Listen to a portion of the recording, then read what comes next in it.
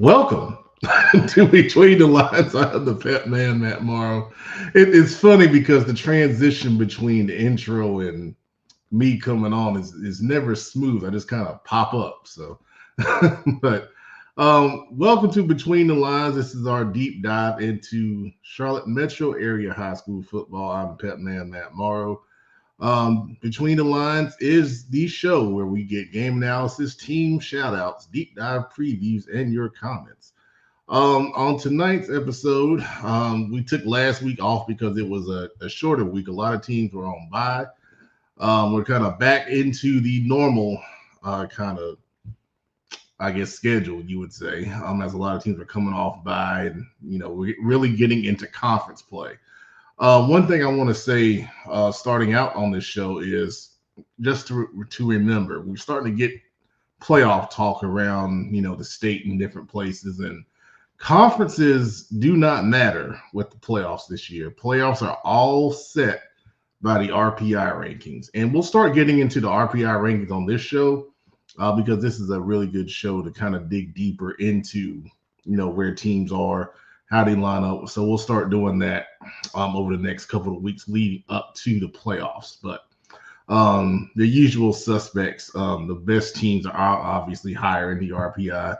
And a lot of mid-tier teams are in the playoffs right now in the Charlotte area. So, that's a really good deal. We got one comment from Kim Watts. Good to see you as always. We're just starting out on the stream. So as it gets out there, more people will join us. But to start the show, and I need to see if he's ready. I don't know if he's ready. I don't see his camera on, but we want to do an interview with a talented young man from West Cabarrus High School who had a good defensive game last week. West Cabarrus has won their last two games in conference play, starting out 2-0 in the conference. And, we talked about them before the season. Their head coach is Matt Jenkins, the former coach up at Huff High School, if you've heard that name before. And, they kind of got off to a slower start, but now, they're fine-tuning stuff and they're playing really good football. So we're going to bring on a linebacker from the West Cabarrus Wolverines. His name is John Tavian Harrison, and we're going to bring him on the show. I see his camera's on, and we'll see how this goes. What's up? How you doing, sir? Good. How about yourself? I'm doing good, man. I'm doing good. So we were just talking about you guys up at West Cabarrus going 2-0 in conference play, winning your last two games. What's been the kind of the secret to the success that you guys have had so far in conference play? First, I want to just thank you. We got a good quarterback named Jonte Harrison. Then we got somebody named Kamari, and then Brandon Williams. We got some pretty good receivers, and we got another good receiver, Jaden Reed. And then our defense is just coming along with Caleb Stewart, Munchies, and Strickland. And then, yeah. So Okay. we put in it all together. Okay. Good, man. Well, let's talk about your game. You had a pretty good game last week. 9 total tackles, couple tackles for loss. What were you seeing defensively on the field? To be honest, the coach all week was just talking to us about like just hitting our gaps fast. So that's what I was doing, having eagle eyes and hitting my gaps hard as I can, and just coming down with the tackle, playing downhill. Okay, very good. For those that don't know, you play kind of like an outside linebacker. I'm a might linebacker, but sometimes I walk down as a DN. Okay, Yes, sir. good. So, what would you say some of the strengths of your game are playing that kind of position? I would say I'm explosive. I get off the ball fast. I have great size, and yeah, I love to lay the Okay. boom. I hear you, man. How's it feel to get a sack, man? What's that like? it feel very good. Like it's just like you the center of attention at that moment. That's what it feels hmm like. hmm Yes, sir. Good deal, man. You mentioned you had great size. How tall are you? What's your weight? What you look like demographically? 6'4" and on 195. 6'4". 195. Wow. If I was 6'4", I would not be on this show right now. I'd be finishing up an NFL. Well, I wish I would say that. But that being said, man, I know that kind of size has college coaches interested. How's the recruiting process going for you? I've been talking to Brevard and Firm. Okay, two Yes, good sir. schools, man. Yes, That's sir. good stuff, man. Obviously you had a big game. You've done some good things on the field so far in your career. What would you, or actually, I should say, who do you want to thank so far for the success you've had on the field? First, I want to thank God, and I want to thank my dad and my mom, because without them, I wouldn't be where I am today. And then my brother, I have a twin brother, Jonte Harrison. A quarterback, right? Yes, sir. All right. So both of y'all are on the same team and doing good things, man. That's awesome. Yes, sir. What's it like playing with your twin brother there? I mean, it's pretty great. I mean, we've been playing since we was 6, so like we kind of Hmm. had to build our like chemistry, I would say, up. But then that's when we got to high school. I switched to defense, and he stayed on the offense side of the ball. Yeah. So how cool would it be if he threw you a touchdown pass? I'll say it would be pretty cool, probably amazing for real. Do you have any offensive skills? Yeah, I have pretty good hands. I can get Okay. open too. Okay. Well, maybe I can go talk to Coach Jenkins. We can put something Maybe. in. Is he there with you? Um. Yeah, he's the head coach at West Cabarrus. No, I'm saying is your brother there with you? Oh, he's in his room. I could call him. No, that's okay. That's all Yes, sir. right. All right, man. Well, you guys are really playing well, right now, and I look forward to seeing what you guys do this Friday against Harding at home. Correct? Yes, sir. All right, good deal, man. Talented linebacker John Tavian Harris. I think you got a shutout here. Is your nickname Scoop? Yeah, Scooter. Oh, okay. So Natasha Black's shouting you out. She said, "Let's Hey, go, Miss Scoop." Natasha. Yeah, she loves it. So there you go. You got a fan, man. That's all right. It's all right, man. All right. Well, John Tavian, we appreciate you coming on Between the Lines, and I wish you guys best of luck, man. And I'll be looking, to see what you do this week. Okay. Have a good rest of your night. All right. You too, man. That's tight end linebacker John Tavian Harrison from West Cabarrus High School. So let's see who else joined us. Let's see. Miss Hicks is here from the Ashbrook Green Wave. Good to see you. And let's see here. Karen Belk. Yeah, Big Eye Week. Yeah. We'll be talking about the Big Eye on tomorrow's show, Football Focus Weekly. I feel like a lot of people will have some stuff to say. So we're gonna put that on the big show tomorrow night. Let's see, Jamel Lattimore also shouting out Scooter, and she's a big fan. So yeah, good stuff, man. Good stuff. I think the kids really like when you guys, shout them out. So I really appreciate you guys, being a part of that. Just for full transparency, John Tavian was one of the he might have been the first one to submit his stats to me for that man's players because he had a pretty good game. And I always try to go and verify, the stats that the players send. And it was a little bit of a process, but we got it verified. So I figured, that would be a pretty cool thing to do. So, anyways, let's get into tonight's show. So, what we got here, first of all, starting out, is the new CMS Best to Last. Not sponsored. I wish it was. If you know anyone that could benefit from some exposure on this platform for a small business or something that parents could benefit from, please let me know, and I would love to get them some exposure for a very low price. All right, so not too many changes here in the CMS Best to Last, with not a lot of teams on bye, like I said to start the show. The big game, West Charlotte, Mallard Creek. We were there, saw it up close and personal. West Charlotte 32-9 victory over Mallard Creek. That moves them up to number 2, drops Mallard Creek to number 3.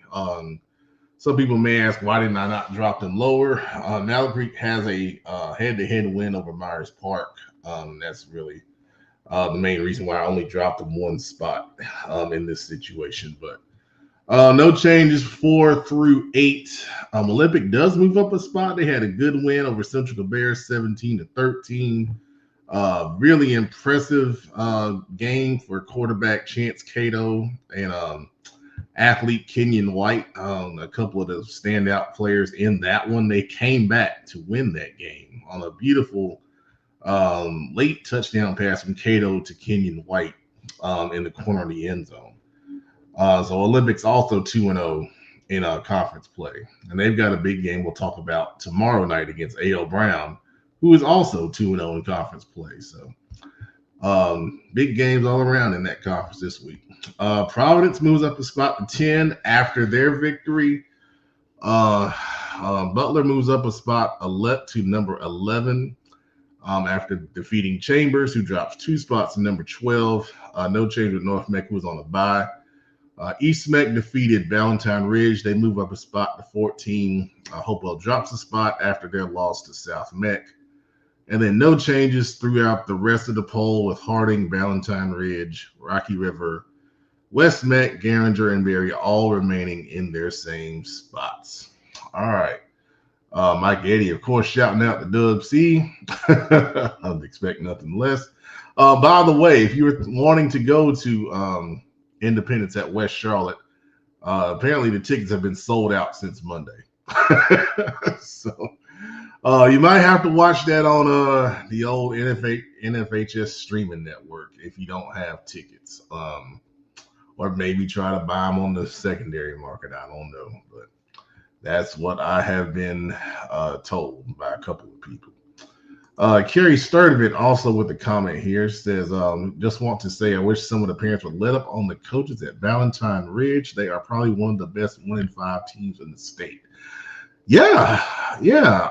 Valentine Ridge has had exponential growth, and they've gotten a lot better in that program since last season. And like I said, in the preseason, I saw them at the Jamboree up at J.M. Robinson in Concord, and they looked much better, much improved. And I think Coach Hernandez is doing an excellent job, or Fernandez, I'm sorry, I get that mixed up all the time. I think Coach Fernandez is doing an excellent job leading that program, especially taking it under the circumstances of, getting hired late and then, making sure your staff's in place and everything. And then their players are playing a lot better. I've seen development out of several of them, including quarterback Ryder Polston. I think he is a young talent, and they got some other guys. They got a freshman that we highlighted on Prep Reds on North Carolina. I think his last name is Caesar, the receiver, wears number 4. He's a talent, man. He's going to be big time. And they got a couple other guys that, Caleb Owens, I think, is a really good player, number 5. So they have some talent. I think they're well coached, and, their games are a lot closer, and they got their first win. So, let's just keep things in perspective down there. They're growing. They're a new program, and it's only the second year, so, and it's tough, when you have a coaching change after year 1. Let's give them some grace, So, Kerry, I appreciate that comment right there. I agree with you. Is this what we doing now? We promoting when you got extra tickets on Between the Lines? Well, Chris, at least you taking the time out to be on the show, so I'll give you that pub right there. So if you want to go to Dubs and Andy, hit up Chris Lyles. He's got some tickets. All right. Let's see. Let's go to the Dirty Dozen, week 7 edition. So not too many changes in the dozen. Like I said, a lot of teams are on bye, so we didn't change too much. West Charlotte does move up to number 3 after Huff and Providence Day at 1 and 2. Weddington also moved up Weddington a spot to number 4. They're playing some really good football. They beat a good Sun Valley team last week. Mallard Creek drops to 5, Myers Park at 6, and the rest of the dozen doesn't change. Mooresville at 7, Independence 8, Ashbrook 9, Crest 10, Statesville 11, and South Point 12. On the edge, Kings Mountain Jam, Robinson, South Meck, Forest Hills, Palisades, and Charlotte Catholic. Catholic knocking out Porter Ridge off the edge with their overtime victory last week by 1 in overtime, 14-13. So regionally, there are some really good teams with some really good records, but conference play, it really kind of opens things up, and you get teams that really know each other in conference. Coaches have been going against each other for years, so don't be surprised to see some shakeups here as some of these teams that really built strong records in the non-conference will get tested here. Starting this week and then going forward. All right. Now, shout outs. Teams who played great last week. We got a good bit of them. Forest Hills, they got by. They had to come back and beat a very game Parkwood team, 25-21. It was a good upset bid by Parkwood. They're a young team that's definitely getting better under Coach Mobley and his leadership. But correct me if I'm wrong, but I believe Forest Hills made a quarterback change, and Noah Furr came in and led that Yellow Jacket team to victory coming off the bench. And, I've seen Noah Furr up close and in person at our CFI Carolinas Jamboree. Not Jamboree, good grief, showcase. And he's a talented kid. He's smart. He knows where to go with the football. He's got some physical talent. So that doesn't surprise me one bit. And Forest Hills, man, like I said, they're on the edge in the Dirty Dozen. And they've got another important game this week we'll talk about here in just a minute. East Mecklenburg Eagles, they pick up win number 3 on the season, 19-14 over Valentine Ridge. Impressive stuff, man. One of the things I want to mention, and I wanted to talk about it on tomorrow's show, but we're a little backed up on our topics. But we're going to talk about this soon, and I want to get the guys' opinion on this. But we've got an in-season transfer. Quarterback Aiden Donnelly left Mooresville and is now quarterback at East Meck, and he had his first game last week, and he played well. He'll be a Pep Man player. That'll come out probably tomorrow morning, but he had a good game. He had a rushing touchdown and a passing touchdown. And, playoffs are a possibility for East Meck. They're in a spot in the RPI. If they get a couple more wins, they could get into the playoffs, and that'd be a great achievement. We had James Bailey, their star athlete, on the show a couple weeks ago, and he said that's a big goal for them. So they're close. They're on track, and they got a big game against Providence we'll talk about here in a little bit this week. All right, South Meck Sabres, 5 wins in a row. They won big over Hopewell, 46-20. Callaway Williams, number 11, had another big game with a couple of touchdowns and I believe a pick 6. They are playing really good complementary football on both sides of the ball. Coach Joe Evans has had them embrace the Road Warriors hashtag that they said they were going to play this season with. And, don't look now. In a couple weeks, they got a big game up at Huff. And that, if they continue winning, that's going to be for first place in that conference. And I know I just said conference doesn't matter, but they are really, really playing some good football, man. And hopefully, if that winning streak continues, we might be up at Huff for that South Meck game. I haven't seen them yet, so that might be the way to go here in a couple of weeks.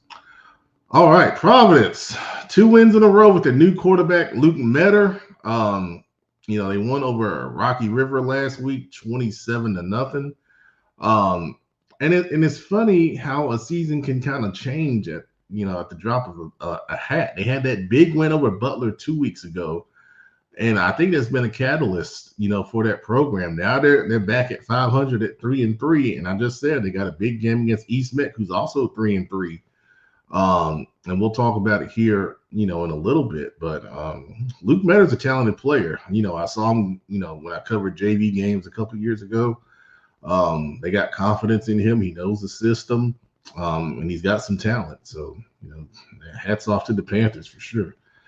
North Stanley, they're undefeated as well, 6-0, I believe. They had a 23-7 win over Thomas Jefferson. They got some good athletes in that program. In their conference, they're looking good, and they could possibly win the conference and get a high seed going into the playoffs. So,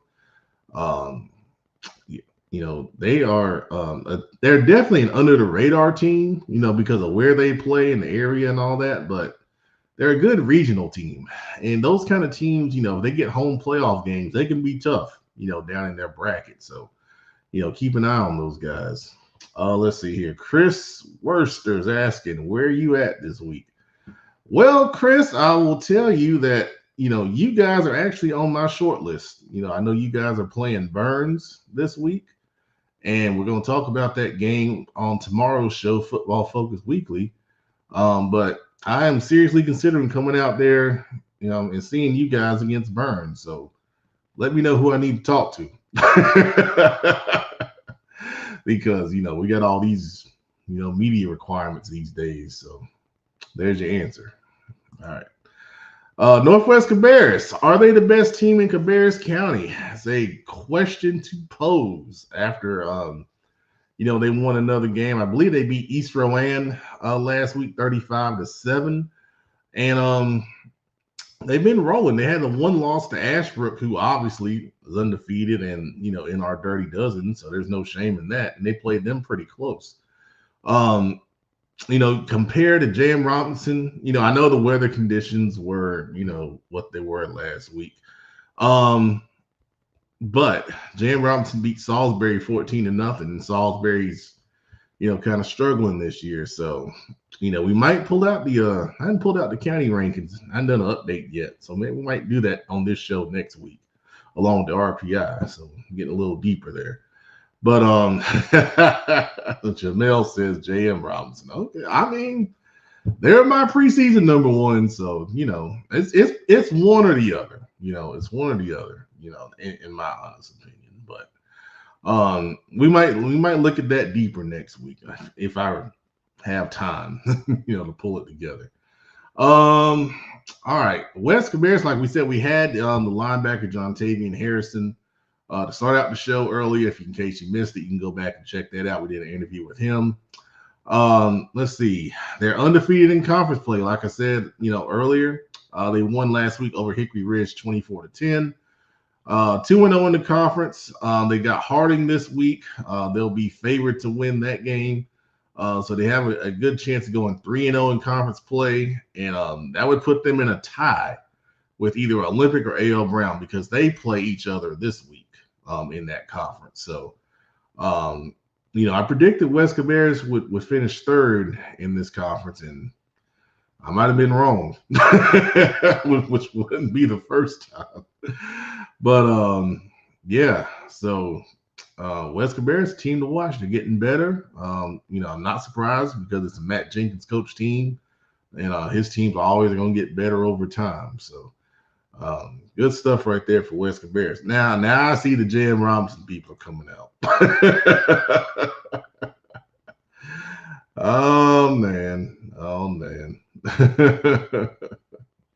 And so I love you guys at J.M. Robinson. I've already been up there. I was up there for the Jamboree. Now y'all don't start getting on me now.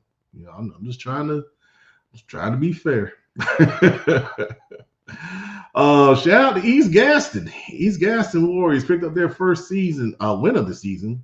I believe it was 42-12 over Bessemer City last week. Wing T based offense there. It's a very young head coach in Nate Medici. I believe he's 24 years old. But that doesn't mean anything.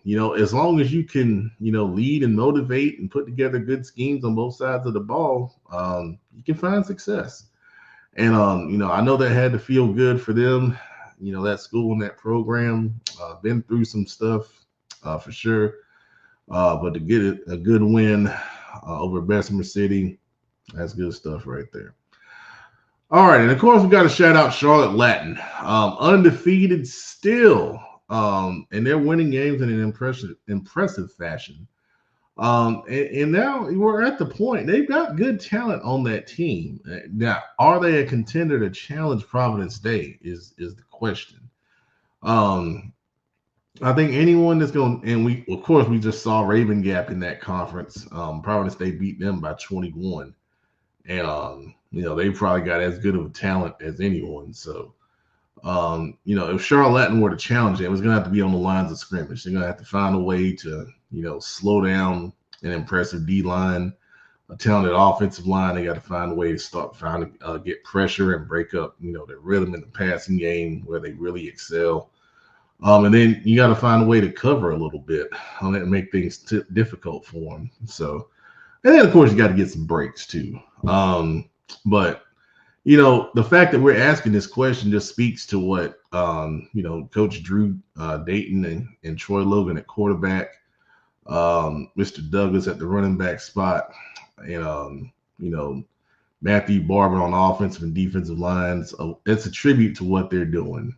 And it's impressive. And we had them at our media day, and they've really done a great job in turning the corner, in that program. So, when they play in a couple weeks, I'll be excited to see, how that goes for sure. All right, let's tongue-tied. Let's keep going to our next slide here, which is the deep dive, the games to watch on Friday night. I just talked about Northwest Bears. This is definitely a game to watch as they take on Carson. Carson lost to Westmoreland last week, I believe 21-17, in a game that a lot of people expected Carson to win. They are much improved. They are running the ball very well up there. They have a running back by the name of Damon Broussard, who I think is one of the best backs in the area. Nobody really knows. So Northwest Bears, they're going to have to really load up and slow down the run game to get past this Carson team, because if Carson can run the ball, they're going to possess, obviously have a really good time of possession, shorten the game. And then they do a pretty good job on defense of, not giving up big plays over the top. So that's a sneaky good game. A lot of people don't know, how good Carson is this year. And, Northwest Bears can't take them lightly because of who they've been in the past. They're much better. We talk about that Union County Conference, the Southern Carolina Conference. This is another classic, tough Union County matchup with Cuthbertson taking on Sun Valley. Cuthbertson, I believe, won last week. I need to get my scores up here. But anytime you're playing Cuthbertson, you got to worry about Mason Iovino at running back. He is a load, and he had another big game last week.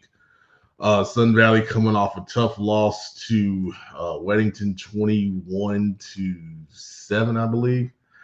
And, rain conditions really hurt their offense because they are really a kind of passing kind of offense, with Noah Lineberry and those guys. So I know the rain really hurt them, playing Weddington, which that's hard enough as it is. But much better weather this Friday, so expect that offense to be humming. Cuthbertson will have to find a way to get to the quarterback and slow him down, and then they had to play kind of possession football, which is what they do best offensively. Cuthbertson coming off a win over Piedmont 23-8 last week. All right, so we previewed Providence East Meck, talked about it on the last slide. We were shouting them out. They're both 3-3. Both coming off victories. Providence has a little bit more, I would say, offensive firepower. But East Meck with the new quarterback, Aiden Donnelly, that I mentioned, they only have one game of film, on them for Providence. So it's interesting on how you can evaluate, because East Meck could have some new things, they could kind of pull out that Providence hasn't seen, some, wrinkles and things like that. I I think Donnelly gives East Mac a second threat to go with James Bailey offensively. They've got a couple other good receivers that can, make some plays as well in the passing game. But the big thing to take away is Donnelly rushed for over 100 yards at the quarterback spot. So you put him and Bailey in the backfield, you can kind of cause a couple conflicts, and the East Mac offensive line will just have to give them a couple seconds up front to run the football. So on the other side of things, East Mac defensively slowing down Providence. They're playing good, efficient football right now. I think Providence has an advantage in the passing game. With their receivers, obviously talented guys on the outside that can make some plays. East Mac can't give up the big play. They got to make Providence drive the field, in that one to give themselves the best shot, at a victory here. But I'm really excited for East Mac because, Coach Sanders has been there through some tough times and, some tough years and not had a lot of, I guess you would say ammunition to fight with against, some of these teams and played in tough conferences. Now, when you're sitting there at 500 and you got a real shot at the playoffs, that can fire you up. That can energize you, man. And, I'm pretty much unbiased, but I'd love to see guys like that, get a shot at achieving something big. And, they got a shot. They got a shot, man. So hope both teams play well on Friday over at East Mac. All right, two teams we don't talk about much, and I like to talk about teams on this show that we don't talk about much, and that's Country Day and Cannon. Country Day quietly has been undefeated so far this year. And, obviously, if you start talking about Country Day, you're going to talk about Braylon Clark, the star receiver, who's got offers from just about every Power 4 school on the East Coast. But they got some other guys. The quarterback has played well. They got a big lineman in Charlie Stolford that plays well. Max Somerville on defense plays well. And they got another guy at linebacker in Wakefield, the talented kid. And then Coach Drew Whitman doing a great job leading those guys. Cannon is a school that we haven't talked about much this year. They lost to Providence Day last week, 55-21. But they've got a talented quarterback in Lucas Lopez. He's only a sophomore, but he was one of the top freshman quarterbacks in the state last year. They've got a couple guys that moved into their program. Marcus Sales, he had 2 touchdown catches against Providence Day last week. Then they've got a defensive lineman who's very talented in Jackson Laws. 6 tackles, 3 tackles for loss last week, and 2 sacks, against a Providence Day team, which is, very impressive. So this Cannon team has some good talent, man. I think this is a really good game. We were at this game last year, and it was a competitive game. Coach Birch, new to the Cannon program this year, has them playing good football. And, I think this could be one that comes down, to the end of the fourth quarter. I think both of these teams are kind of on similar levels, similar level talent. That should be a good one over in Concord for sure. Another good game at Mount Pleasant at Forest Hills. We just talked about Forest Hills. They pulled it out last week over Parkwood in that comeback victory, 25-21. We talked about the quarterback Noah Furr coming in there through 3 touchdown passes off the bench.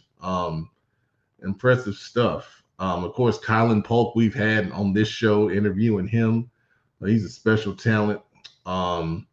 And then defensively, I love there's a couple guys I love. Kai Finese, big D lineman, and Chris Baker at linebacker, one of the best linebackers that doesn't get talked about much in the area. And in Mount Pleasant, we know they're going to run that football. They're going to run the heck out of the football.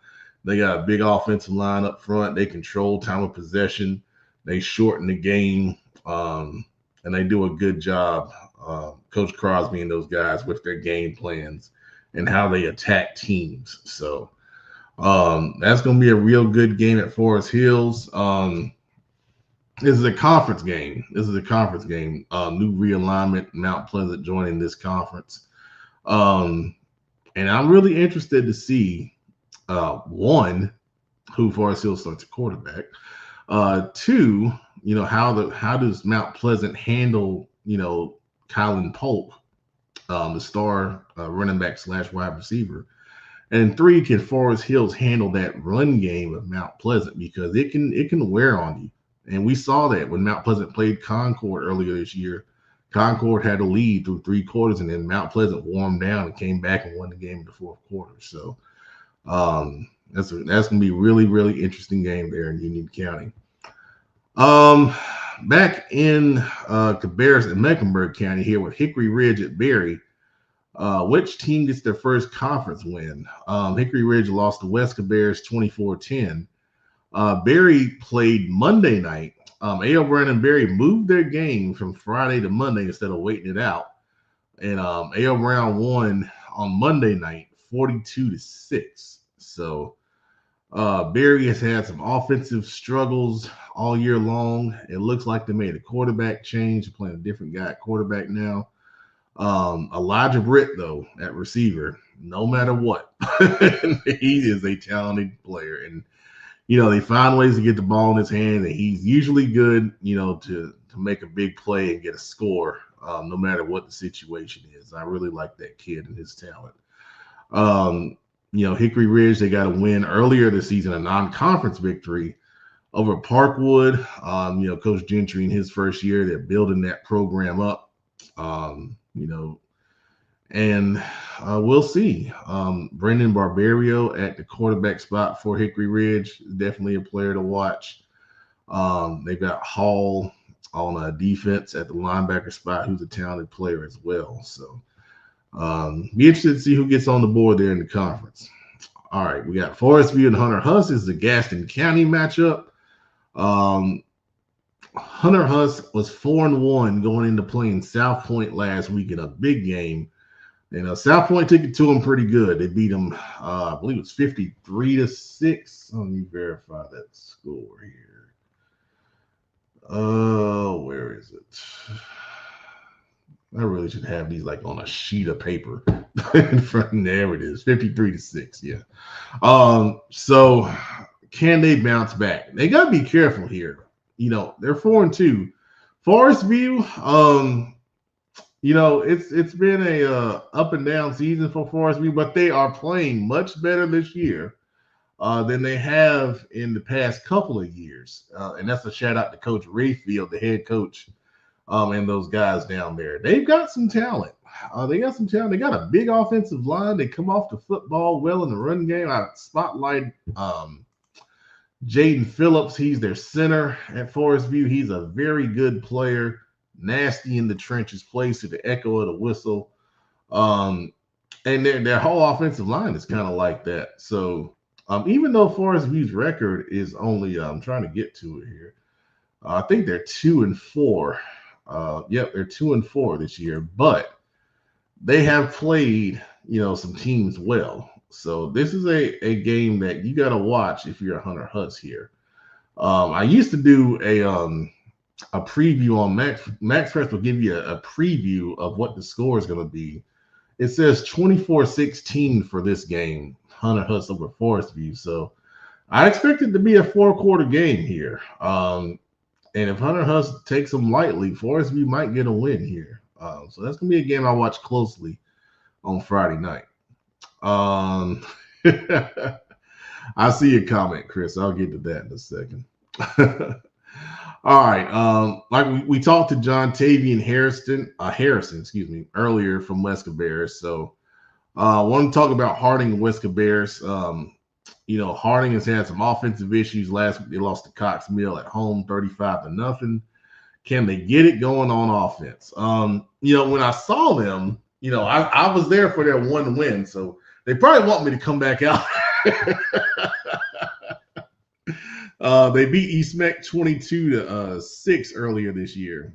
And the way they won that game was by dominating the line of scrimmage and running the football.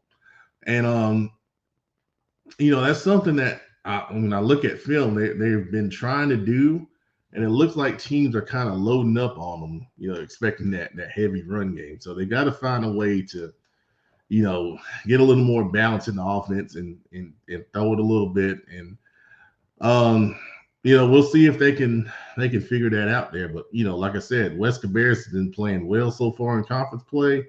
They've been, kind of bouncing out, offensively, making some big plays. The quarterback, Jonte Harrison, has been playing very well in their 2 conference wins. So he's a big key here. If he plays well, Wes Cabarrus is usually going to play well. So, and then defensively, they've been really strong in conference play. I think they only gave up 6 to Berry, and they gave up 10 to Hickory Ridge. So, Harding's going to find a way to generate some big plays and, get that off line of scrimmage going in the run game. All right, and then finally, North Meck at Mallard Creek. I wanted to talk about this one tonight because we got 7 games to preview on the big show tomorrow. So I wanted to get this one on here. North Meck's coming off a bye week. We saw them 2 weeks ago when they beat Hopewell 17-10. And the big thing in that game was opportunistic plays on special teams and defense really helped them out. Offensively, they got a field goal and they got a touchdown. They got 10 points. Their other 7 points came off a blocked field goal return. So to beat Mallard Creek, North Meck's going to have to find some more offense. They got to find a way to get something going in the passing game, especially. I think they might have had, it was less than 100 passing yards, if that. And that was coming off of kind of like jet sweep, passes, things like that. So they got to find something, to loosen up the Mallard Creek defense, or they're going to sit, 8, 9 guys in the box and dare them to beat them over the top. I know Coach Vereen, and I know that's something they worked on during their 2 weeks here getting ready for this game. Mallard Creek, obviously the tough loss last week to West Charlotte. And in that game, they played the 2 quarterbacks. The young kid, Kalen Napier, got most of the snaps in that game. I like his game. He can be mobile and he can make things happen, on the run. He's got a really strong arm. And then in the running game, Xavier Edmond, I thought was the best running back they played out of the group on that night. But I know they've played a couple different guys there. The offensive line's big and strong. It'll be interesting to see how Mallard Creek attacks this game and how they decide to go at North Meck. North Meck's got some really good defenders, man. Like I really like Mikey McGill in the middle linebacker spot, Joshua Dickinson at the corner spot. They got talent. So don't be surprised if this game is close, at halftime, because North is the kind of team that if they're clicking, and we saw it to start the season, and when they were going 2-0, we were talking about them possibly going 5-0 with their schedule. If they're clicking offensively, they can be tough because I think defensively they got some guys you gotta plan for at all 3 levels defensively. So let me interesting. I want to see how Mallard Creek responds. They haven't really, outside of the Grayson game, which is kind of a whatever. Outside of that, they really haven't faced a lot of adversity this year. As far as the full game goes. But I do like the fact that Mallard Creek came out at halftime. They scored right out of the locker room, and they had chances to get off the field on that corresponding drive, but they just couldn't do it. They've got a lot of fight. They got a lot of fight, in that team and in that program. So it'll be really interesting to see, how that game goes for 4 quarters. All right, Chris, let's go to your comment here. He says he went back and watched last week, and Big Eye said running clock at half. Hey, I want to tell you right now, I jumped Big Eye, and I jumped, Coach Dub, when they were analyzing that game because I didn't think they were right. Plain and simple. And we're gonna definitely address it tomorrow, Chris. Don't worry, we're gonna definitely address it. But um, yeah, you guys, definitely went down to Shelby and put up a good fight. That's for sure, man. All right. Let's finish up the show, and I really want to talk about this. All right. Well, I'll be here too, Chris. That's good. I want to finish up the show talking about the Queen City Senior Bowl. All right. Registration will close this Saturday at midnight. All right. That means Saturday, 11:59 p.m. is the last minute. You can submit your registration to possibly play in the Queen City Senior Bowl. I will say all week long, registrations have been flying in, and I can tell you that as of right now, we have 252 people that have applied. So that's not a bad number, but we still have room, and representation for a lot more. There are a number of schools that have not applied yet. I know some coaches and some players are waiting to get another, game of film before they submit it, and that's fine. That's why we have the extended deadline. But it has to be in by Saturday at midnight. It'll close, and then the selection process will start for making the rosters for the Queen City Senior Bowl. So once again, eligible counties: Mecklenburg, Cleveland, Gaston, Union, Iredell, Cabarrus, and Rowan. If you are outside those counties, you can apply. Like I said before, we have had players from Stanley County. We've had players from Lincoln County, Catawba County. I feel like there's one other one, but I can't remember. The big thing for this is the Queen City Senior Bowl really wants to have representation from as many schools as possible. So even if you feel like you might not have had a great senior year, put your registration in, man.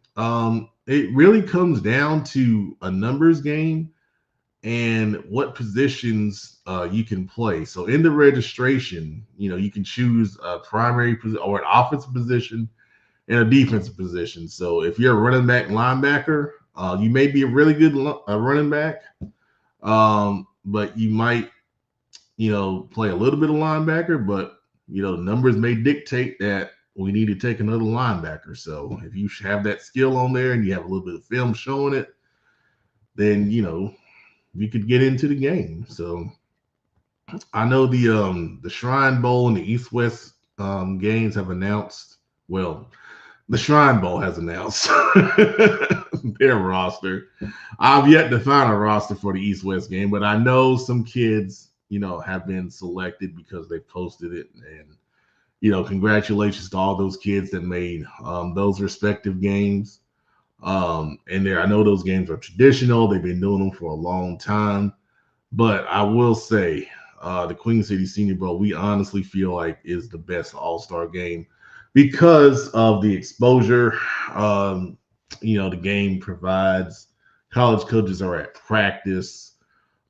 We always have a million media that want to come to the game.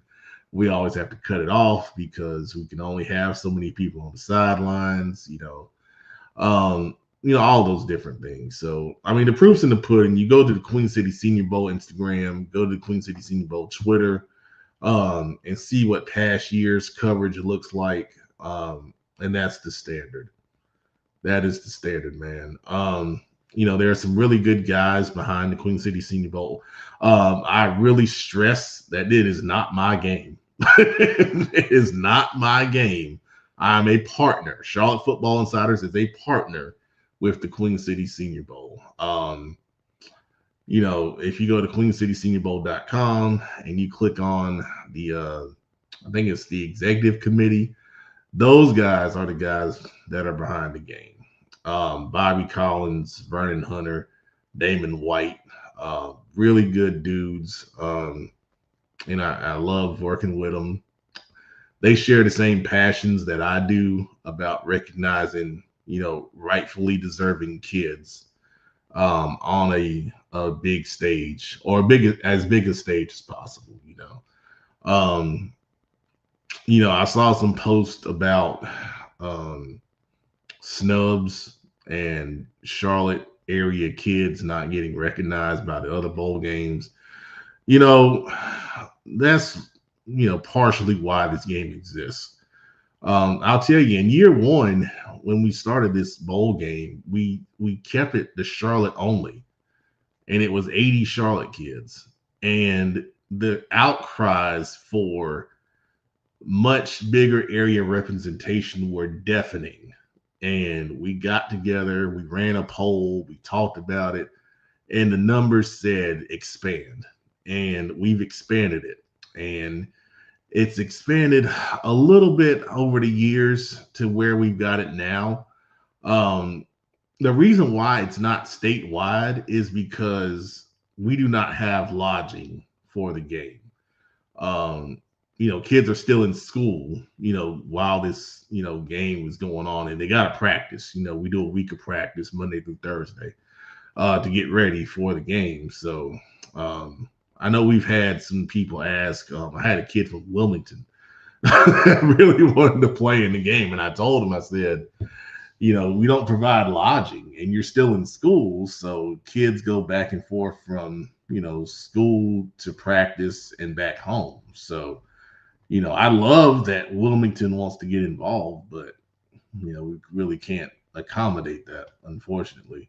Maybe one day, I think people really appreciate what the game does. And we get a ton of college coaches. Like I'll have coaches reaching out daily during bowl week, asking where the practices are and for rosters and all those kind of things. One of the cool stories behind the game, we had a kid from Olympic. Oh my gosh, what's the young man name? He was a defensive lineman, and Wingate came and saw him at practice that week and offered him, and he ended up being like a Division II like star, like big time. Like I think he won a defensive lineman award for one of the best players in Division II at defensive end, and they got recruited at the Queen City Senior Bowl. So that's one of the reasons why I love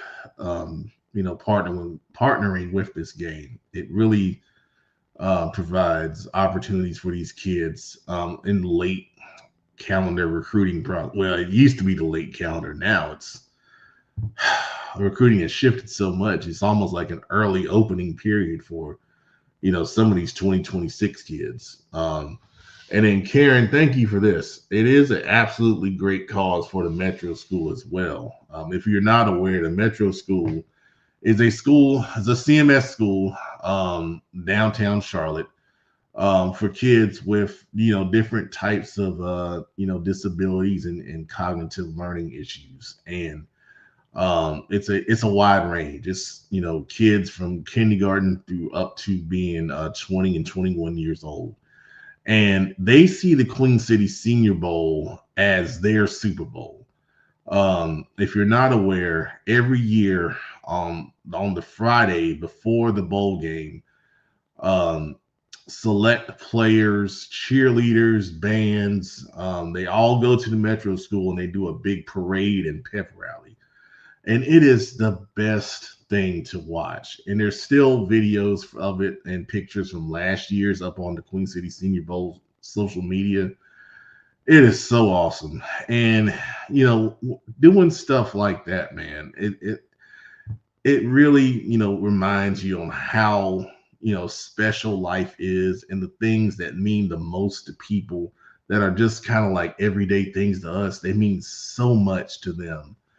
And Miss Harrison, the principal over there, and all of their administration are so great to work with.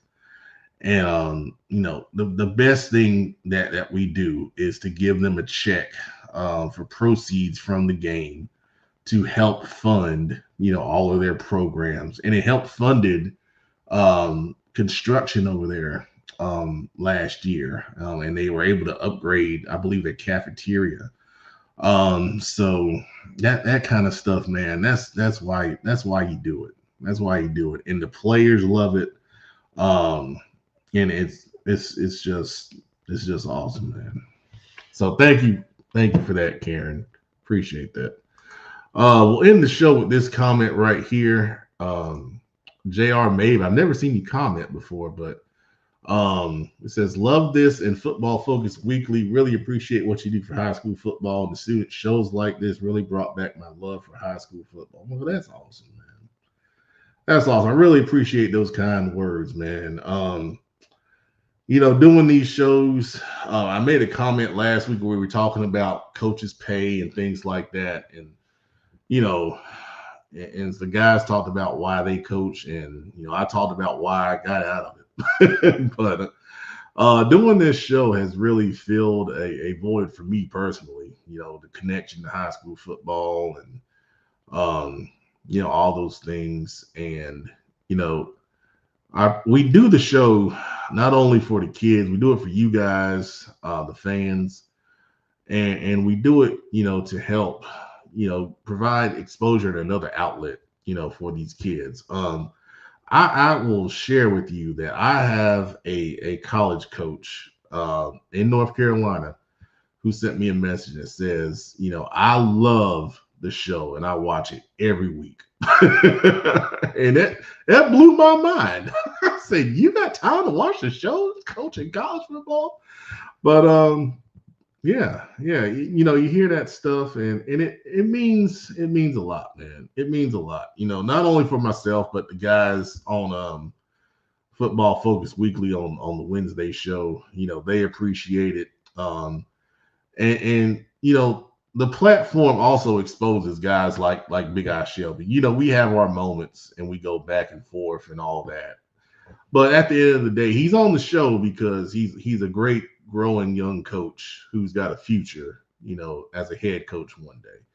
And, to provide exposure for those guys like that. And, we used to do interviews with, young coaches that were moving up. And, we interviewed DJ McFadden back in the day. And when he was a coordinator, and I told him, you'll be a head coach one day. And, now he's taking that and run with it. Not that I had to do anything with it, but, and hopefully, we can get back to doing, some of those things. I can, but we just have so much to talk about that we kind of got away from it. But, that's why this platform is really important, man. And, we're going to keep it going. We're going to keep it going for at least a couple more years. We'll see. We'll see when I hit 50. Y'all don't worry. That's about 6 years away. We all right now. But anyways, that's going to bring it into Between the Lines. You guys are great as always. We'll be back tomorrow night with Football Focus Weekly at 8 p.m. on these same outlets. So we'll talk about the big games tomorrow night. We'll get the guys' impressions of the new CMS Best of Last and the Dirty Dozen. And we'll review the big games from last week, and we'll talk about the big games this week. Jamel Lattimore, this is the second time you're getting in right before the buzzer, man. A Delano Little reference. Oh, that's how you know you old school. You guys don't know who that is. He used to be the host of Football Friday Night for many years on WBTV. Ton of respect for Delano, man. He was one of the best, an OG for sure. I appreciate that, man.